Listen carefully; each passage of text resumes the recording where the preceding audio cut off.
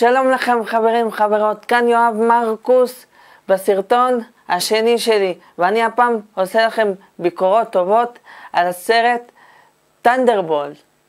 אז מה שאני הכי אהבתי זה שכל הנבלי על נפגשו, ואילנה קצת הרגה את הטאסקמאסטר, ושאר החבר'ה מנסים לעזור אחד לשני, והם נהיים כמו סוג של הנוקמים כזה, רק בנבלי על. אז מה שאני יכול להגיד לכם, שהסרט היה עם ביקורת טובה, ואני נהניתי, ואני ממליץ לכם שגם אתם תראו.